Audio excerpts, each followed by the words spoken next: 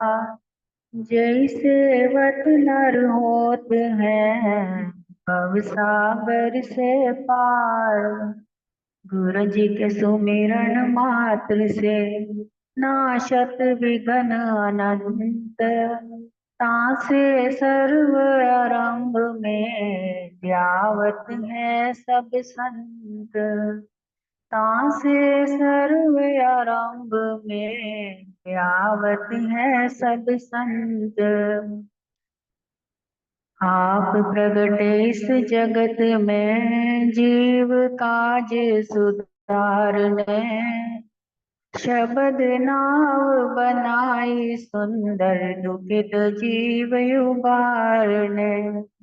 नम्रता और दीनता से भेंट सतगुरु लीजिए। मैं हूँ शरणागत तिहारी दास अपना कीजिए। मैं हूँ शरणागत तिहारी चरणों में रख लीजिए। सौभाग्यशाली गुरुमुख सज्जन मंडली अपनी समस्त चित्त वृत्तियों को एकाग्र करते हुए अपना ध्यान अपने मन मंदिर में श्री परमहंसों की ओर लगाते हुए श्रद्धा प्रेम सहित मीठे स्वर में बोलिए जयकारा। बोल मेरे श्री गुरु महाराज की जय।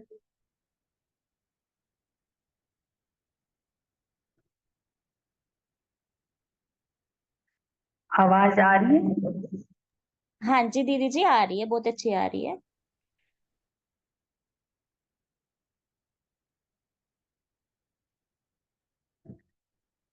रे मन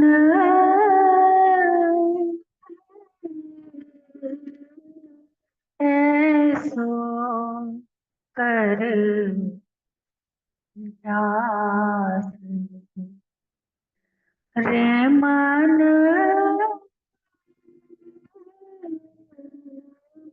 ऐसो जप हरि नाम। जाके सुरती हो अंतर ध्यान। जाके सुरती हो अंतर ध्यान। सुध हो हरि के नाम। रे मन ऐसो जप हरि नाम। ऐसो जप हरि नाम। सुध बुध लग जाए श्री चरणन में। सुध बुध लग जाए श्री चरणन में। अंदर देखो नजारे दर्शन के।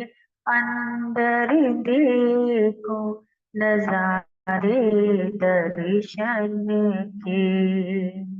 सुध हो हरि के नाम। रे मन ऐसो जप हरि नाम। तो गुरुमुखो, आप सभी गुरुमुख बहुत ही सौभाग्यशाली हैं जो इतना ऊंचा सुच्चा नाम, पावन नाम और सच की राह, रूहानी की खुराक आपको नसीब हो रही है। ये जो अभी आपने पंक्तियां सुनी, ये हमने भजन लिखा हुआ है।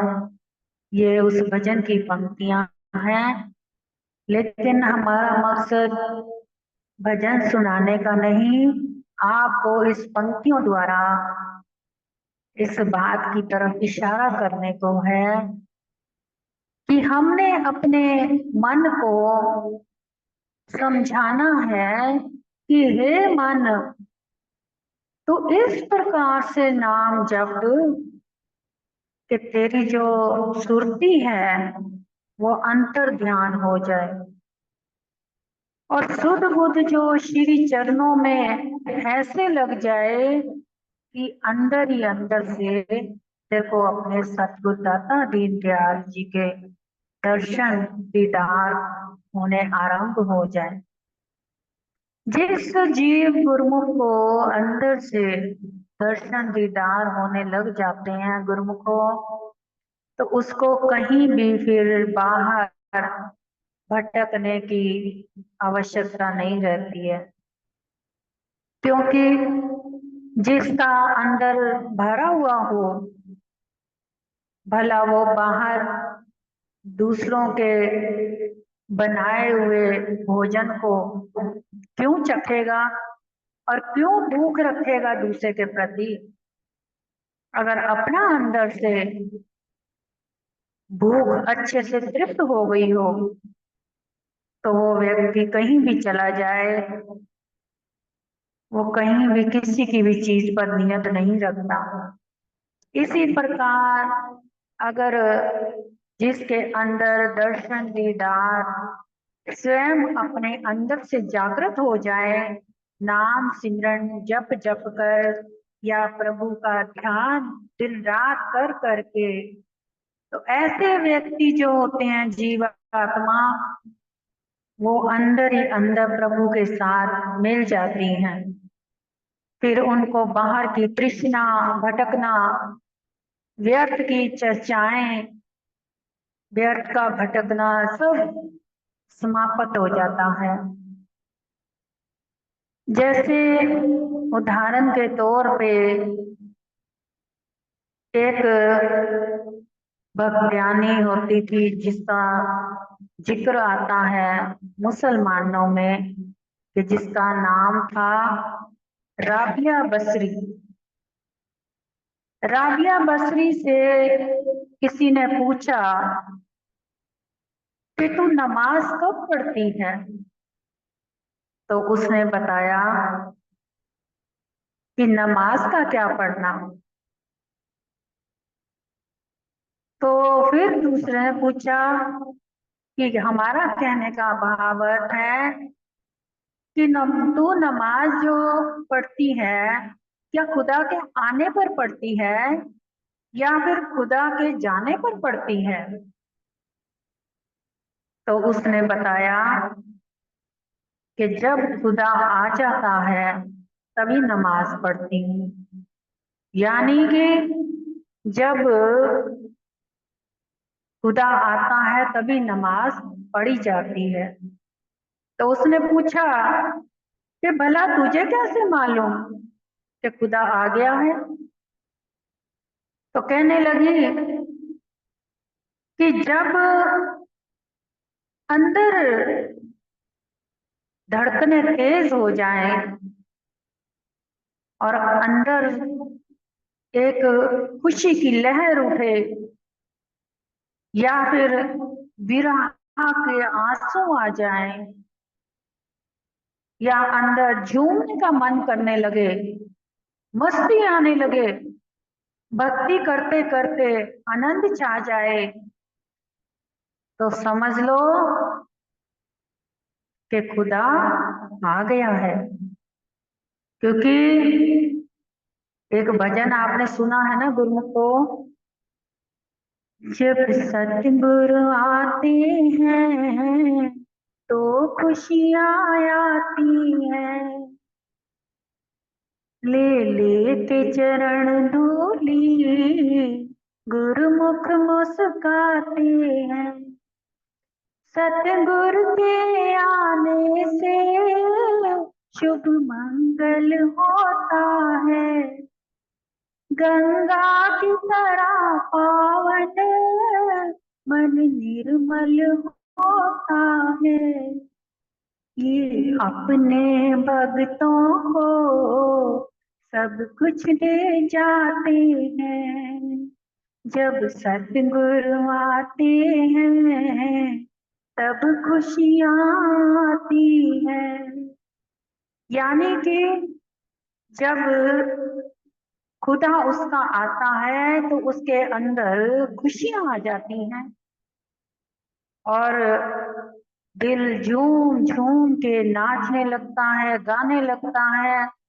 दिल करता है कि आज उसकी याद में जितना हो सके भक्ति के गीत गाए जाएं, मस्ती में झूम झूम कर उसको फूल अर्पित करके जितना हो सके शुद्ध मन से, विचारों से उसके लिए भोजन प्रसाद बनाया जाए और उसको भोग लगाया जाए। क्यों? क्योंकि वो आ गए हैं। उसके आने का इशारा यही होता है कि जब अंदर से खुशी की मंगल कामना करने की इच्छा आरंभ हो जाती है, खुशी से मन झूमने लग जाता है, तो महसूस होता है कि अब वाकई में वो आया है और उसके नाम का गीत गुनगुनाए, उसकी महिमा गाए। तो गुरुमुखो, अगर मानो कोई जितने मर्जी ग्रंथ पोथियां पढ़ ले, रामायण पढ़ ले, गीता पढ़ ले, कुछ भी पढ़ ले, अगर उसने सब कुछ पढ़ने के बावजूद अपने जीवन में वो पढ़ी हुई जितनी भी धार्मिक पुस्तकें हैं, ग्रंथ हैं, अपने जीवन में अगर उतारी ही नहीं, केवल जुबान से पढ़ पढ़ कर रट्टा तोता करके जीवन व्यर्थ कर दिया और अपने जीवन में ढाला ही नहीं, तो उसका प्रभु यानी कि उसके अंदर फिर आया ही नहीं। तो प्रभु कब आते हैं? जब हम उसकी याद के गीत गाते हैं तो सच्चे मन से गाएं। अगर हम पुस्तक पोथी पढ़ते हैं तो सच्चे मन भाव से पढ़ें और उसको पढ़ते वक्त तोता रट्टा नहीं, उसको ऐसे पढ़ें जैसे हम अपने प्रभु के सामने बैठ करके उनसे बातें बतिया रहे हैं। जैसे एक बच्चा अपने पिता के आगे बैठ करके या अपनी माता के आगे बैठ करके बातें करता है, तो उसको सब मालूम होता है कि मैंने अपने माता पिता से क्या बात करी है, तो उसको वो बात याद रहती है। तो ऐसे ही जब आप पुस्तक पढ़ें, ग्रंथ पढ़ें, कुछ भी पढ़ें, आपको याद होना चाहिए कि आपने क्या पढ़ा। अगर आपने याद रख लिया तो वो आपके जीवन में शब्द जो हैं धीरे धीरे उतरते उतरते आपके जीवन की रूपरेखा बन जाती है। अब जैसे जैसे शब्दों को पढ़ेंगे आपके जीवन की रूपरेखा बनकर तैयार होगी। अब जैसे जैसे आपकी रूपरेखा जीवन की होगी वही असर प्रभाव आपके ऊपर दिखना आरंभ हो जाएगा। आपको अपना परिचय कहीं देने की जरूरत ही नहीं पड़ेगी। जिस प्रकार से एक पंडित है, ब्राह्मण है, उसको किसी को बताने की जरूरत नहीं पड़ती कि मैं पंडित हूँ, मैं ब्राह्मण हूँ। या कोई साधु है तो उसको कहने की आवश्यकता नहीं कि मैं साधु हूँ। क्यों? क्योंकि उसका जो रूप रंग है वो अपने आप दिख जाता है कि वो क्या है। तो जैसे जैसे हमारा रूप रंग बनता जाता है, हमारा स्वभाव बन जाता है, हमारा व्यवहार बन जाता है, वही व्यवहार वही स्वभाव उसी का माहौल घर के माहौल में छा जाए वातावरण में, तो हमारे घर का वातावरण भी वैसा ही बन जाता है। तो उसी प्रकार के हमारे जो घर के सदस्य हैं वो भी हमारे साथ फिर वैसा ही व्यवहार करते हैं। अगर मानो किसी कारणवश कुछ समय के लिए घर के सदस्य हमारा व्यवहार सही होते भी सही से हमारे से व्यवहार नहीं भी कर रहे होते, तो कुछ समय के लिए समझ लो कि कोई ना कोई हमारा दुष्ट कर्म आकर के बीच में रुक गया है। तो जब ये लगे कि कोई हमारा कर्म आकर के अड़चन पैदा कर रहा है, उसी वक्त क्या करना है, अपने प्रभु का सिमरन जोर देना है और प्रभु के नाम की गुरु महिमा करनी है। उस जीव के नाम की गुरु महिमा करनी है, उस जीव का ध्यान करते हुए गुरु महिमा करनी है। जिस जीव के अंदर गलत विचार, गलत भावनाएं आई हैं या कोई दुष्ट प्रभाव पड़ा है, तो जैसे जैसे आप पढ़ेंगे करेंगे गुरु महिमा, उसका स्वभाव धीरे धीरे फिर से वैसा ही शीतलमयी हो जाएगा, परिवर्तनशील होता जाएगा। गुरुमुखो, हम जब भी सत्संग करते हैं तो हमें यही सुनने में आता है, हम बहुत लंबा समय खींच लेते हैं। इस डर की वजह से हम सत्संग बहुत शॉर्ट में कर रहे हैं, जबकि सत्संग जब करने बैठते हैं ना तो हमारा अपना जोर नहीं चलता। कोशिश तो यही रहती है कि छोटा से छोटा किया जाए, लेकिन क्या करें, बढ़ जाता है। तो इस प्रकार से सत्संग को हम फिलहाल तो यहीं विराम देते हैं। आज आपने जो सीखा वो ये सीखा कि जब हमारे अंदर की उथल पुथल शांत होकर के प्रभु की भक्ति में लीन हो जाती है, यानी कि आपने देखा होगा कि अचानक से अंदर से मन करने लगता है कि भजन गाएं, तो क्या होता है, अंदर से अपने आप भजन चलना आरंभ हो जाता है। या दिल करता है कि कोई मिल जाए तो उससे हम गुरु की महिमा का वर्णन करें, लीला सुनाएं या सुने, तो उस समय बहुत ही अंदर व्याकुलता प्रभु के पैदा होती है। तो उस समय समझ जाना चाहिए कि प्रभु विराजमान हो चुके हैं और आप जितना जल्दी हो सके उस वक्त सिमरन कर ले, भक्ति कर ले, और कोई अरदास अंदर अपने है, कोई बात है किसी के प्रति, तो वो बात कर ले। आपकी बात भी पूरी होगी, अरदास भी पूरी होगी और आपकी भक्ति भी लगेगी और प्रभु की प्रसन्नता को भी हासिल करेंगे, और जिससे आपका ये जीवन सुखमयी सुखी होता जाएगा।